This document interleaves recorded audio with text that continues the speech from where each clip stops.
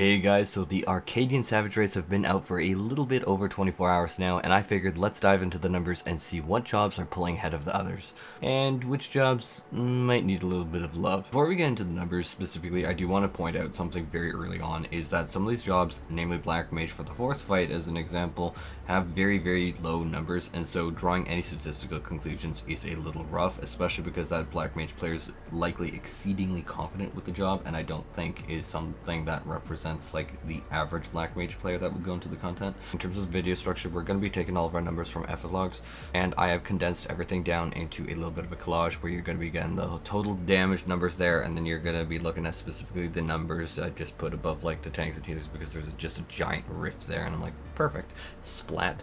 And then the top 50 breakdown giving you the most popular jobs. We're going to be starting off with M1, which is clearly going to have a massive disparity between some of the DPS. Namely, if we look at Monk, it is at 23.6, and then if we look at the bottom, which is going to be Summoner, followed almost by Machinist, that is at 21.1 thousand. That's going to give you roughly a 10% difference of damage, and remember that that is per second, and over the course of a fight that is going to add up quite a bit. And I do want to say this is a pattern that we are going to see replicated throughout all of this tier, and so I'm going to stop saying that every single fight, but that is definitely noteworthy. This is definitely between the absolute highest amongst all of the DPS role.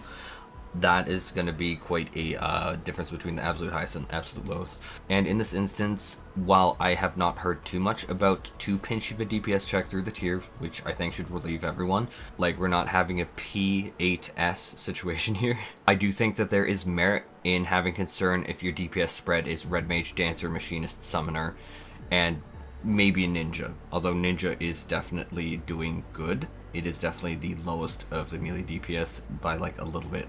I'm going to be honest about the tanks. I am astounded at the tank balance, and that is another thing that you're going to see pretty consistent, is the damage numbers from the tanks are pretty consistent. And then for healers, the numbers are a little less consistent, but they're still pretty close. Like if you look at Scholar, White Mage, and Sage, they're very close, with Astro definitely pulling ahead. Noteworthy is that people who are clearing this quick are likely exceedingly good players who can milk the most out of Astro's cards. I do think that's worth noting. I do think that Astro will average out over time or get a little bit closer, but there's also zero denying that Astro is performing really well. Like a lot of people were kind of dumping on Astro before, and I think with the light speed changes and what we're seeing here, that Astro is clearly a definite contender. Now I want to return to talking about the DPS balance. We definitely can see for ranged physical DPS that they're pretty tightly bound together. Machinist is the lowest, definitely, and that does also precipitate itself in seeing Machinist being the lowest represented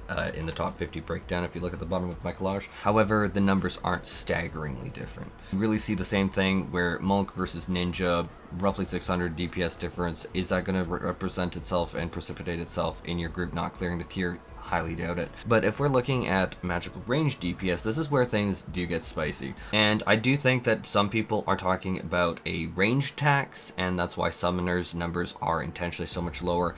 And how I'm almost viewing it is a utility tax, because if you look at Red Mage and Summoner, they are kind of grouped together down there. And we all know at this point that Summoner definitely brings a lot of extra off healing, and that Red Mage definitely brings the magic barrier, which is a fantastic utility that reduces the damage incoming for the party. I really like it. And yeah, healing amp, but it's But more than that, they do bring combat revives. What's very interesting to note is that Red Mage is the second most popular caster to take here, with Pictomancer clearly being way ahead, and I would argue that Pictomancer's utility is much lower. I don't want to put down the barrier, but it's much less than Red Mage and Summoner. However, Pictomancer is hitting like a truck. It is right above Ninja, like just a touch above Ninja. And then Black Mage is just a little bit behind that, although Black Mage clearly is having other issues because Black Mage's play percentage, even if you look at the total number of Black Mage parses, is staggeringly lower. Like Black Mage has the least representation of any job of any role on this list. And if you look at the top 50 breakdown, 5.6 of the top 50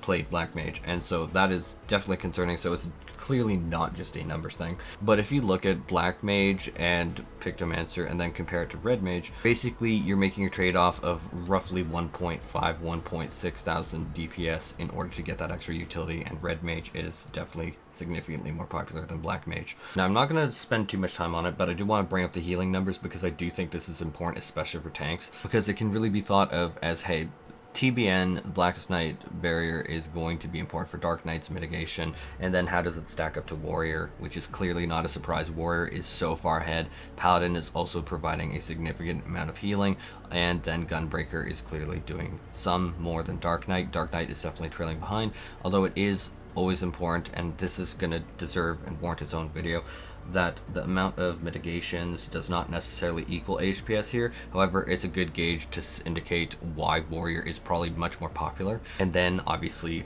Gunbreaker and then Paladin is similar there. It's kind of like third, but it's clearly not super far behind. And then Dark Knight is kind of back in the trenches. Dark Knight, in my opinion, especially talking to so many Dark Knight players who literally play Dark Knight for a living, Dark Knight needs a little bit of love, in my opinion.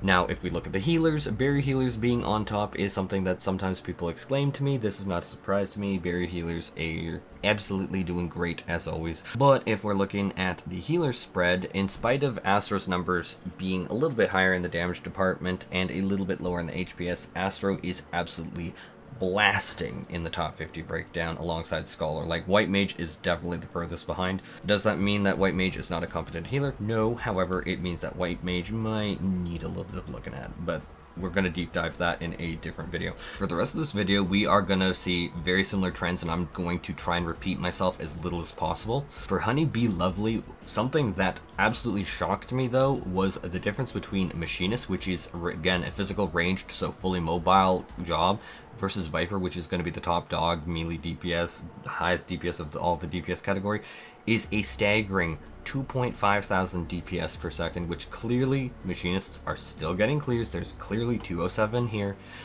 but that is quite a huge difference. However, a lot of the same patterns occur where, hey, 2 melee DPS or like a Pictomancer Black Mage are doing pretty good numbers, but if you're looking at the lower end, that there is definitely that utility tax being felt on Red Mage and Summoner. However, if you look at the spread, I think that the caster spread is really interesting because it's indicating, hey, Red Mage is doing so well and offering so much that people are clearly willing to eat that damage differential. And then we see Summoner at 7.3%, and then I'm a dork and I just clipped Black Mage. I think you can see like a 1. And so Black Mage definitely is not the most popular here. However, Black Mage is also the 4th highest here. But given few numbers on it, it's probably expert Black Mages, so grain of salt. Tanks and healers, we're really seeing the same thing. We're seeing, hey, even if their damage numbers are a little bit off now, like Astro, I'd say is definitely clearly pulling ahead.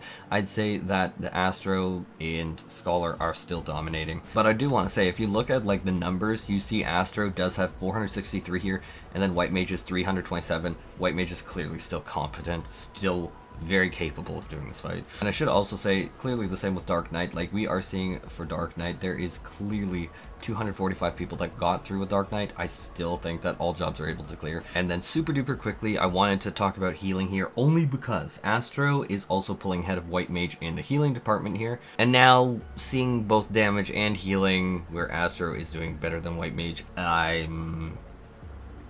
kind of feel like White Mage might need a little bit of a love tap in that direction. Now for M3, what I find very fascinating is right now you are seeing Black Mage and Pictomancer on the absolute tippy top of this list, debunking the melee DPS. Now, dude, please, for the love of God, don't take that out of context. Like, clearly it is just by a slight sliver. Like, it's not like they're absolutely breaking the game. However, I did find it pretty interesting that, hey, these two casters are here. That's cool. Not that Black Mage and Pictomancer have not been keeping up with the Joneses, so to speak. We have consistently seen through the statistics they're doing basically melee DPS damage. And so rather than a range tax per se, I'm definitely looking at it as more of a utility tax, because Red Mage, even with the Grand Impact change, I'd say is probably the least mobile caster in the game, and it goes in melee range. But we're seeing a lot of those same patterns still emerge. Top dog DPS versus bottom. We are absolutely looking at the bottoms absolutely just getting creamed here. Like, the bottoms are just absolutely getting cream, just filled with cream, oozing cream everywhere. They are just like absolutely getting just dominated by the tops here, because you need to really put into perspective that, hey, that is going to be an 8-minute or so session here. And so definitely keep in mind that 2.5 per second, that is a lot of like thrust and damage that is just being absolutely kind of tossed to the window. However, I did definitely make sure for this video that I would check and say that yes, even if your team is a team of bottoms here, that you can still in fact clear, because I actually searched and found a team that did comprise of a machinist, a summoner, and a red mage, and so the bottoms are still clearing.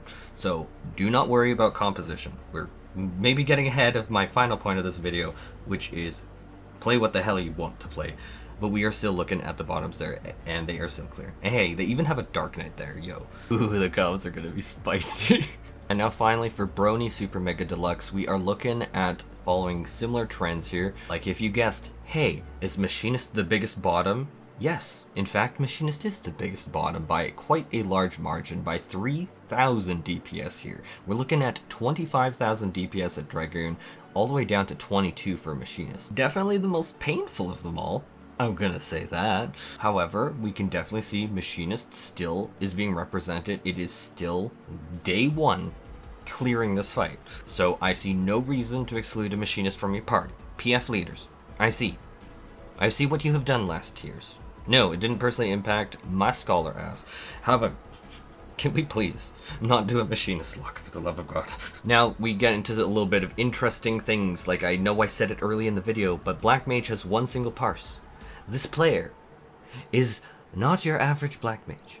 However, they do put the Black Mage as 4th highest here and above even Pictomancer by a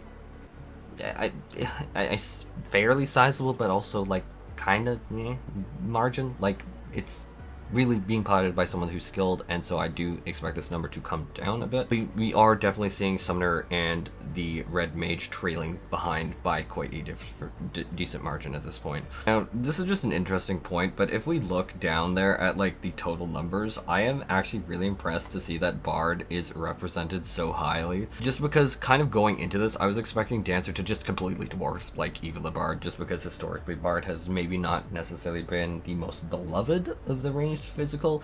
So seeing Bard's numbers here actually be higher than the Dancers, like if you look at the total parses, you can see Bard has 24 and then Dancer is 16. That actually kind of makes me happy, because yay, go Bards. Sorry, I just played all the ranged physical and Bard was one of my favorite. I've always found it engaging, so to see this just, it brings me a little bit of happiness, actually. Going from there, we can definitely see the barrier healers both falling behind in terms of damage. This is the first time that there is this noticeable break between them.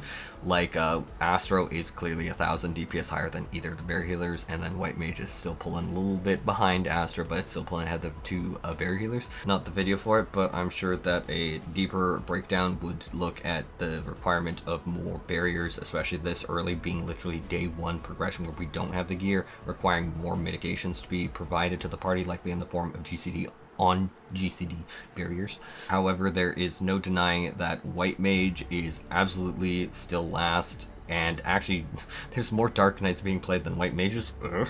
And then we are interestingly seeing Sages being definitely throughout the entire tier absolutely being less picked than Scholar. I'm not even gonna lie, during the media tour I definitely saw Seraphism as being a powerhouse ability. However, it is very interesting to see the kind of crit low spread machine being used this much more than Sage. It actually genuinely surprises me, because in 0 worlds, 0, not a single world, will you hear me say that Sage is a bad healer. In fact, if we look at the HPS numbers, Sage is absolutely dwarfing even Scholar in the same fight. And so I am very surprised, I'll put it that way. Like, sure, okay, I do think that Scholar's Seraphism ability is absolutely nuts. I definitely am biased towards Scholar, but for this much of a difference, Part of me really wonders if that's just because maybe people were like preempting that we might need bigger barriers to be deployed more consistently than Sage, and so people were just more prepared for Scholar. Because at this point I genuinely do not think that Sage is a deficient healer in any capacity. However, I do think that Dark Knight does definitely need significant amounts of buffs. Especially for this final fight, we are looking at the tank damage numbers. Okay, Dark Knight's kind of fallen off even here. And now I think we're seeing all of this numbers across everything. That, yeah, Dark Knight I think could use a love tap in the damage department. They could use a lot of love in the MP department. And in terms of HPS and general mitigations, I think Dark Knight, it might be time to look at ramping up their mitigation strategy a little bit. And by mitigation strategy, I mean they need a buff. I think Dark Knight needs a buff. I'm just gonna come out and say it. So the main takeaways from this video: all jobs have cleared. All jobs have cleared day one. Play what the hell you want to play. Don't let anyone tell you otherwise. Yes, I did just say Dark Knight needs a buff. There have been 8 Dark Knights that cleared day 1. There has been 1 Black Mage, which I think might be the valid concern. Why 1 Black Mage? 1 Black Mage that is cleared day 1. But all the jobs definitely have a representation at this point. And for this tier, I have heard very much nothing like what I heard for P8S, because P8S, when it was launched, we were looking at a very tight DPS check, very tight, where your team composition absolutely was a brutal grind. And this is where I'm going to bring up Team Bottoms again, who clearly was still able to come out ahead in spite of having what was, you know, the bottoms. Jobs that I definitely think could look a little bit of a check into, I would say, would be Black Mage. I think Ninja might use a little bit of a buff, because Ninja, there's no reason why Ninja should be bringing up the back of like the melee DPS quite consistently, which it has been through the fights. I think Machinist could use a tiny bit of a buff, because seeing it at the very rear of everything is like, oi, man, damn. And I do believe that White Mage could use a tender, loving lily to the face of a buff. But really, that all being said, you can clearly clear the tier with anything. So really at this point, pick what you personally enjoy and just roll with it. There's nothing indicating any job can't clear this tier. Not a single thing.